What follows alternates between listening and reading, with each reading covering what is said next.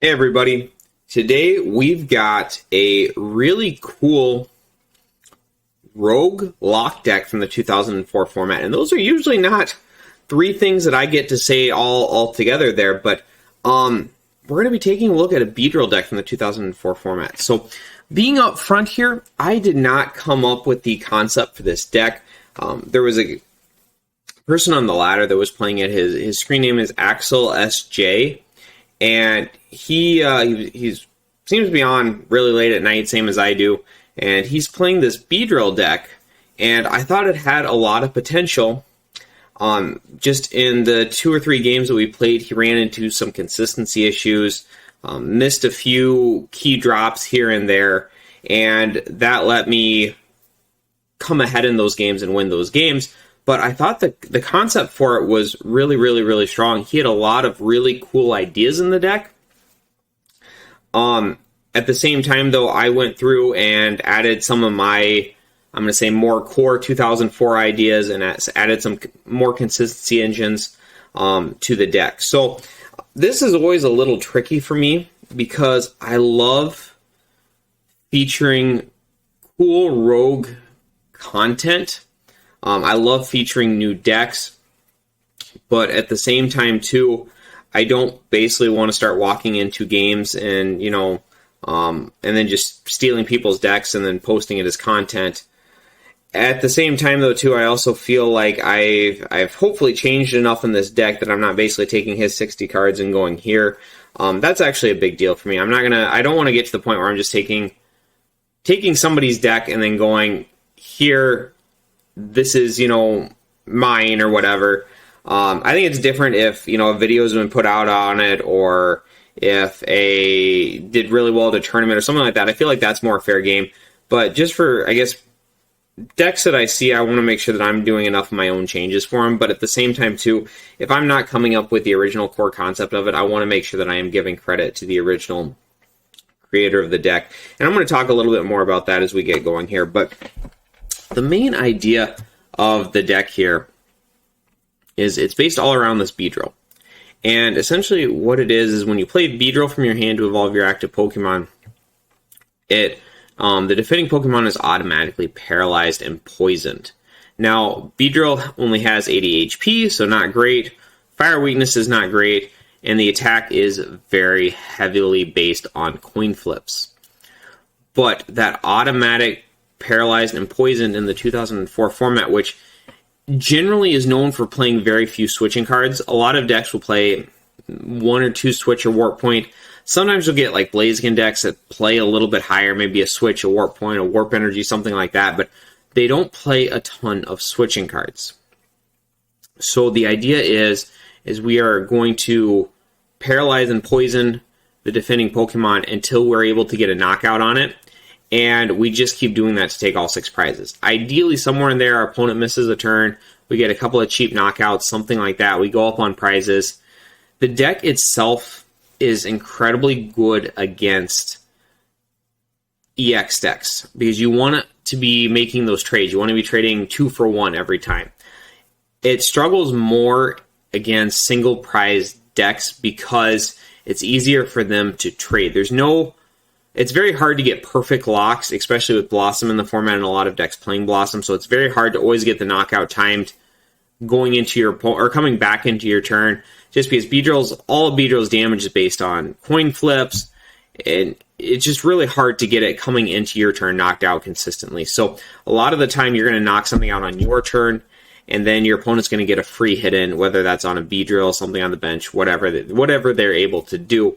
So the deck is much better against EXs, but it's good against a lot of the single prize attackers too. It's just not the ideal situation for you. So starting off here, we play 4 copies of Dunsparce. Strike and Run, you got to play 4. I would say almost every single deck in the format automatically 4 Dunsparce. You got to play those. Then we play a 4-4-4 Beedrill line. So notice we do not play any sort of actual rare candy in the deck. The idea is when we're evolving to Beedrill and we're trying to reuse Beedrill, we can't it's hard to pick up a Beedrill that you rare candied and then instantly start slamming it back down. It's just better, in my opinion, just to play the very thick 444 line.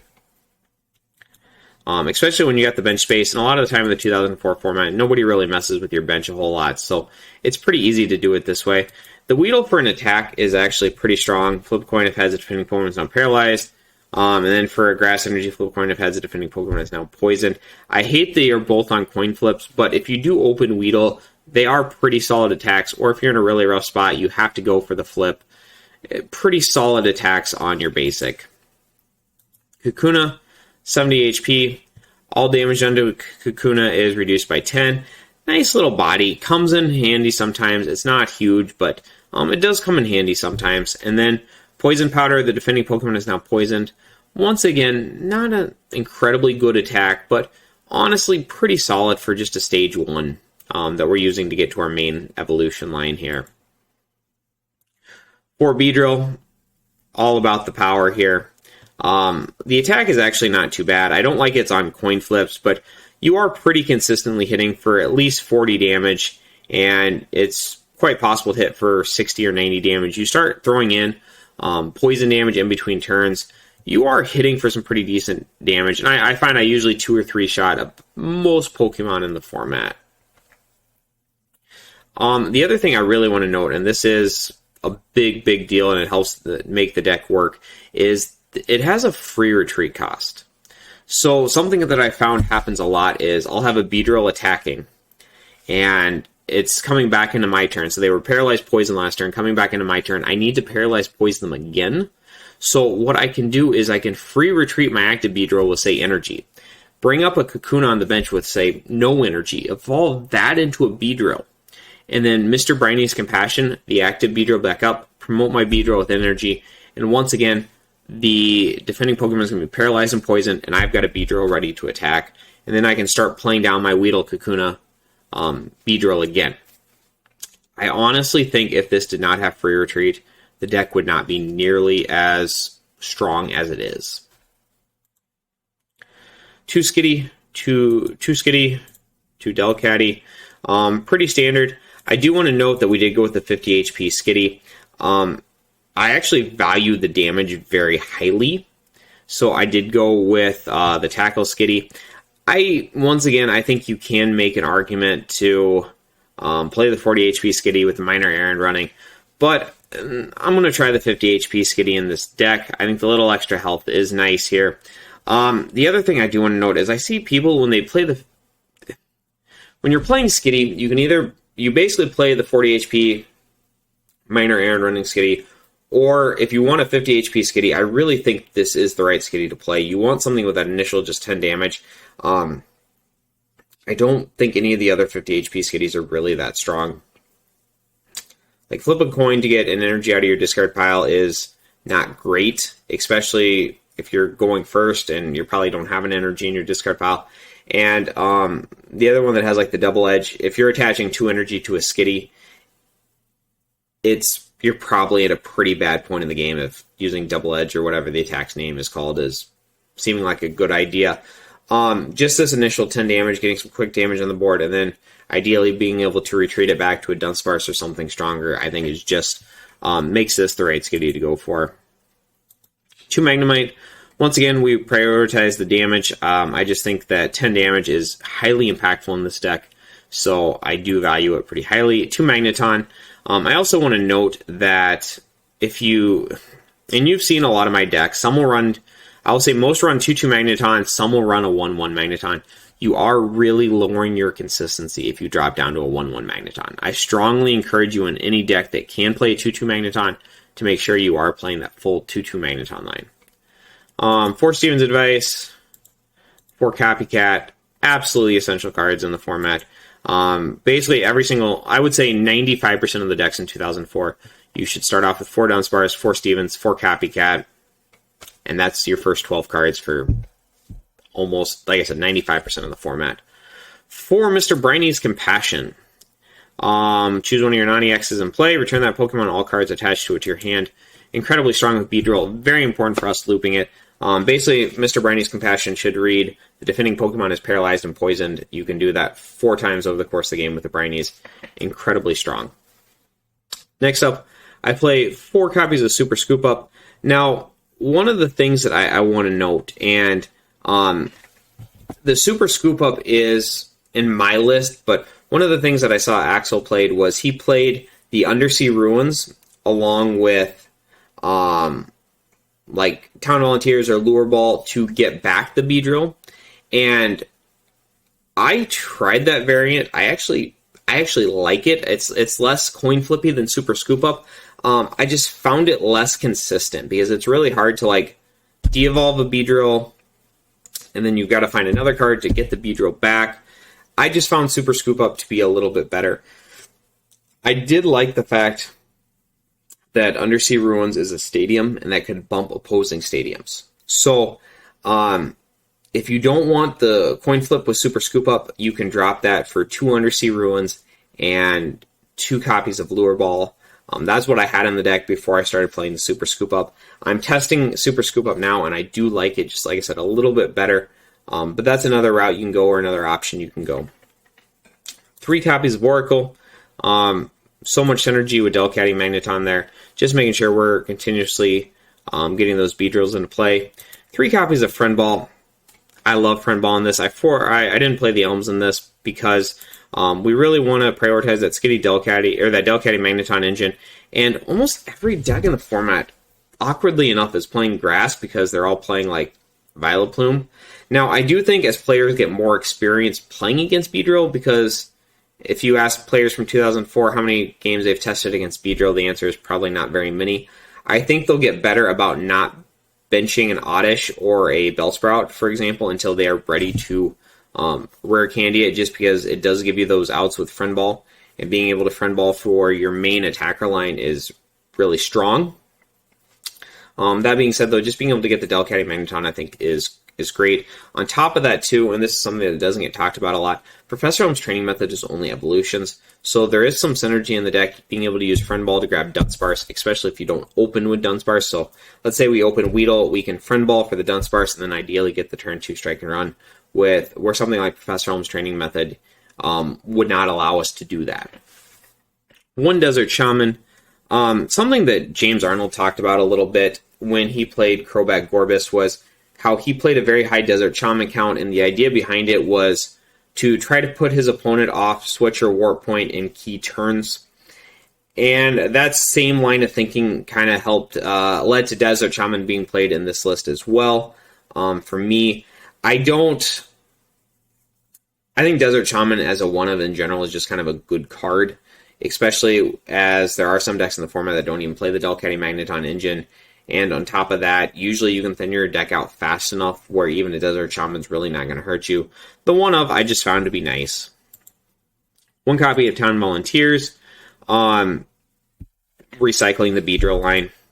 I've tried 2 Town Volunteers in the deck. When I was playing the Lure Ball, Undersea Ruins, I tested different variations of Town Volunteer and Lure Ball to see the numbers I liked on it. I ended up going with 1 Town Volunteers and 2 Lure Ball.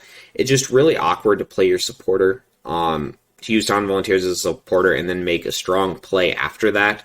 And a lot of the time you do want to do stuff where just grabbing a Kakuna or grabbing a Beedrill back is the stronger play, but you do want to have that option to get the mass number of cards back, like the full 5 cards. So 1 copy of Town Volunteers is great. I don't think you need any more of that. Next up for energy, we play 8 Grass Energy, and combos really well with Beedrill.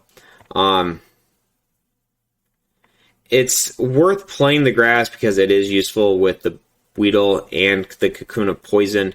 You could also make an argument to play, let's say, like 8 Lightning Energy for Magneton or something random like that. But just being able to combo with Kakuna, I think, is incredibly strong.